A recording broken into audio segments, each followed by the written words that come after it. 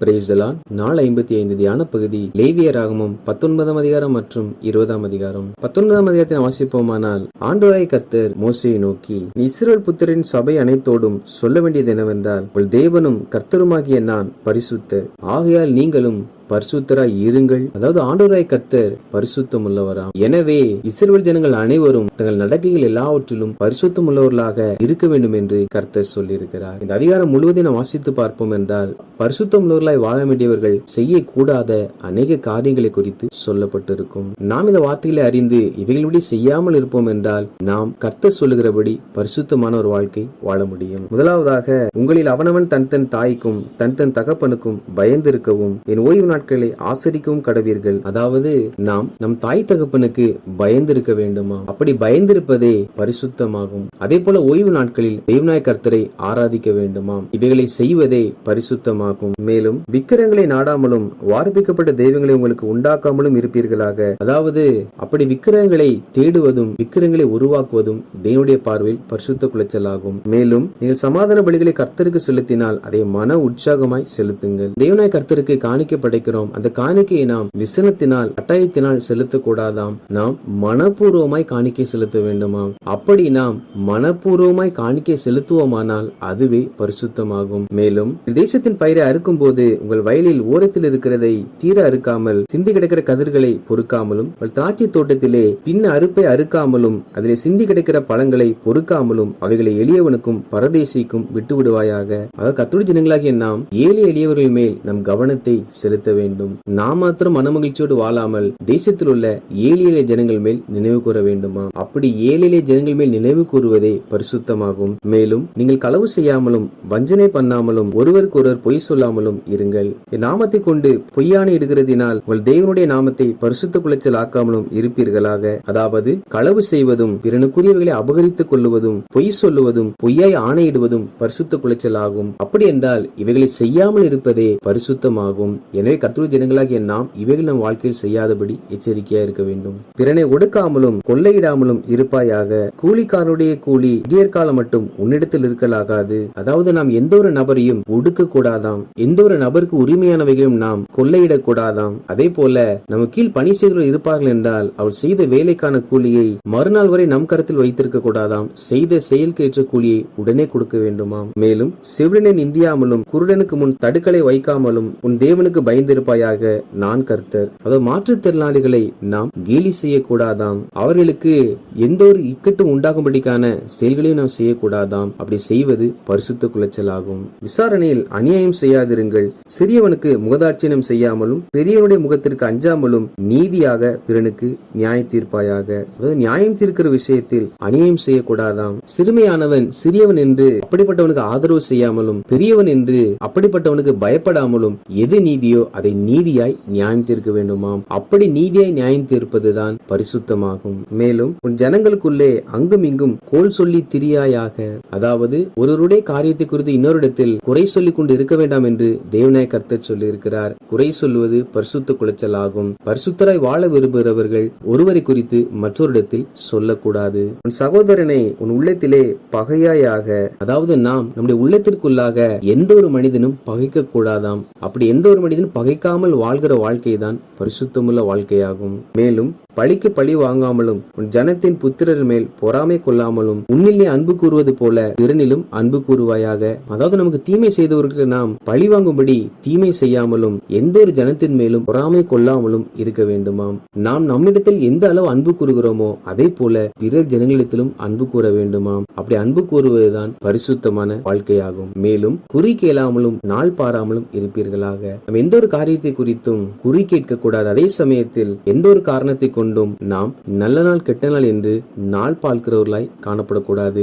அப்படி பார்ப்பது பரிசுத்த குலைச்சல் ஆகும். மேலும் உங்கள் தலைமறை சுற்றிலும் ஒதுக்காமலும் தாடியின் ஓரங்களை கத்தரிக்காமலும் செத்தவனுக்காக உங்கள் சரீரத்தை கீறி கொள்ளாமலும் அடையாளமான எழுத்துக்களை உங்கள் மேல் குத்தி கொள்ளாமலும் இருப்பீர்களாக. அதாவது இதில் நாம் நம்முடைய தலைமயிரை ஓரங்களில் செதுக்கி தாடியின் ஓரங்களை கத்திரித்து இக்கால கலாச்சாரம் என்று சொல்லுகிற புறஜாதியரை போல நாம் கத்திரிக்கவும் ஒதுக்கவும் கூடாது என்று கர்த்தர் சொல்லியிருக்கிறார். செத்தவர்களுக்கு மற்றவர்களுக்காக தங்கள் சரீரத்தை கீறி கொள்ளுவார்கள். ஒரு நாளும் நாம் நம்முடைய சரீரத்தை அப்படி கீறி கொள்ள கூடாதாம். மாத்திரமல்லாமல் காலத்தில் அநேகர் தங்கள் சரீரங்களில் பச்சை குத்துவதை போல கர்த்தருடைய ஜனங்களாகிய நாம் நம் சரீரங்களில் ஒரு நாளும் பச்சை குத்தக்கூடாது. மேலும் தேசத்தார் வேசித்தனம் பண்ணி தேசம் எங்கும் முறைகேடான பாவம் நிறையாதபடிக்கு உன் குமாரத்தை வேசித்தனம் பண்ண விடுகிறதினாலே பரிசுத்த குலைச்சலாக்காயாக. அத்தேசத்தில் விபச்சார வேசித்தனங்கள் சர்வசாதாரணமாய் நடைபெறுகின்றன. அப்படி கர்த்தருடைய ஜனங்கள் ஒரு நாளும் செயல்படக்கூடாது. காரணம் அவைகள் பரிசுத்த குலைச்சலாகும். மேலும் என் ஓய்வு நாட்களை ஆசரித்து என் பரிசுத்த ஸ்தலத்தை குறித்து பயபக்தியா இருப்பீர்களாக. நான் கர்த்தர். அதாவது ஓய்வு நாளில் தேவ சமூகத்தில் வந்து கர்த்தரை ஆராதித்து தேவ ஆலயத்திற்காக நாம் பக்தி வைராக்கியமாய் செயல்பட வேண்டுமாம். மேலும் அஞ்சனம் பார்க்கிறவர்களை நாடி குறி சொல்லுகிறவர்களை தேடாதிருங்கள். அவர்களால் தீட்டுப்பட வேண்டாம். அதாவது அஞ்சனம் பார்ப்பதும் குறி சொல்லுவதும் பரிசுத்த குலைச்சலாகும். எனவே நாம் அவர்களை பார்க்க கூடாது என்று கர்த்தர் சொல்லியிருக்கிறார். நரைத்தவனுக்கு முன்பாக எழுந்து முதிர் வயது உள்ளவன் முகத்தை கனம் பண்ணி உன் தேவனாய் கர்த்தருக்கு பயப்படுவாயாக. அதாவது வயது முதிர்ந்தவர்களுக்கு முன்பாக எழுந்து நின்று அவள் வயதிற்கு கனம் செலுத்த வேண்டும் என்று கர்த்தர் சொல்லுகிறார். அப்படி கனம் பண்ணுவதுதான் பரிசுத்தமாகும். யாதொரு அந்நியன் உங்கள் தேசத்தில் உங்களோட தங்கினால் அவனை சிறுமைப்படுத்த வேண்டாம்.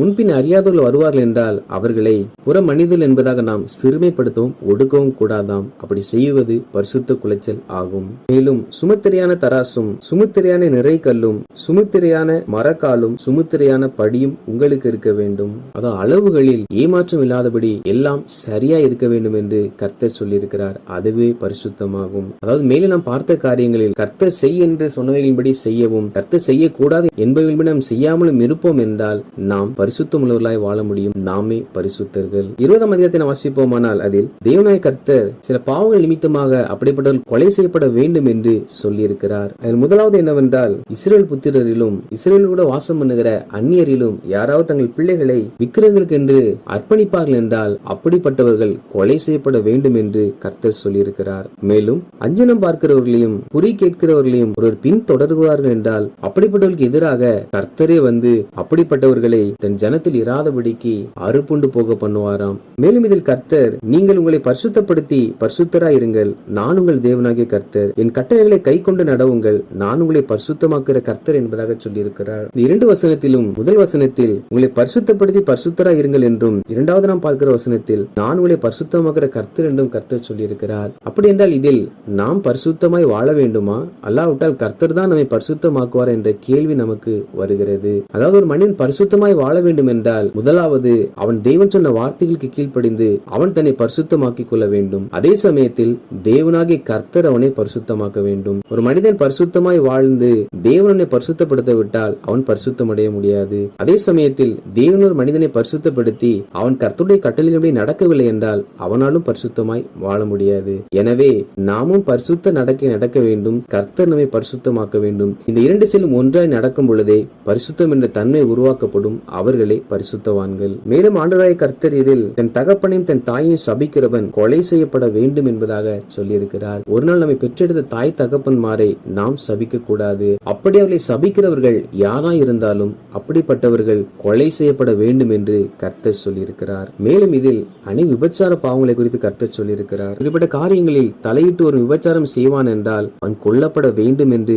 சொல்லியிருக்கிறார். எவை என்றால் பிறனுடைய மனைவியோடு விபச்சாரம் செய்கிறவன், தன் தாயோடு விபச்சாரம் செய்கிறவன், தன் மருமகளோடு விபச்சாரம் செய்கிறவன், ஒரு ஆண் இன்னொரு ஆணோடு விபச்சாரம் செய்கிறவன், ஒரு ஸ்திரீயோடும் அவள் பெற்ற மகளோடும் விபச்சாரம் செய்பவன், மிருகத்தோடு புணருகிற ஆணும் மிருகத்தோடு புணருகிற பெண்ணும், தன் சகோதரியோடு விபச்சாரம் செய்பவனும், தன் தாயின் சகோதரியோடு விபச்சாரம் செய்பவனும், தன் தகப்பனின் சகோதரியோடு விபச்சாரம் செய்பவனும், தன் சகோதரன் மனைவியோடு விபச்சாரம் செய்பவனும் கொலை செய்யப்பட வேண்டும். இதை கர்த்தர் ஜனங்களுக்கு சொல்லும்படி மோசேயிடத்தில் சொல்லி, ஆகையால் நீங்கள் குடியிருப்பதற்காக நான் உங்களை கொண்டு போகிற தேசம் உங்களை கக்கி போடாதபடிக்கு நீங்கள் என் கட்டளைகள் யாவையும் என்னுடைய நியாயங்கள் யாவையும் கை கொண்டு நடவுங்கள். அவர்கள் இப்படிப்பட்ட காரியங்கள் எல்லாம் செய்தபடியால் நான் உங்களை ஆரோசித்தேன் என்பதாக கர்த்தர் சொல்லுகிறார். மேலும் அவர் மற்ற ஜனத்தை விட்டு பிரித்தெடுத்த உங்கள் தேவனாய கர்த்தர் நானே என்பதாக சொல்லுகிறார். ஏன் அப்படி பிரித்தெடுத்தார் என்றால் அவர் சொல்லுகிறார், கர்த்தராகிய நான் பரிசுத்தராய் இருக்கிறபடியினால் நீங்களும் எனக்கேற்ற பரிசுத்தவான்களாய் இருப்பீர்களாக. நீங்கள் என்னுடையவர்களாய் இருக்கும்படிக்கு நான் உங்களை மற்ற ஜனத்தை விட்டு பிரித்தெடுத்தேன். அதாவது தேவன் பரிசுத்தம் உள்ளவர். எனவே அவர் பரிசுத்த ஜனங்கள் நடுவே அசைவாடுகிறவர். எனவே அவர் ஒரு கூட்டத்தை தமக்காக தெரிந்து கொண்டு அவர்களுக்கு கட்டளைகளை கொடுத்து அவர்கள் பரிசுத்த உள்ளவர்களாய் வாழும்படிக்கான வழிமுறைகளை கற்றுக் கொடுத்தார். வாசித்த இந்த அதிகாரின்படி கர்த்தருடைய ஜனங்களாகிய நாம் தேவன் சொன்ன பரிசுத்த கட்டளைகளை ஒவ்வொரு நாளும் கை கொண்டு நடப்போம். ஆண்டவராகிய கர்த்தர் தாமே நம் ஒவ்வொருவரையும் பரிசுத்தவான்களாக வாழ உதவி செய்வாராக. ஆமேன்.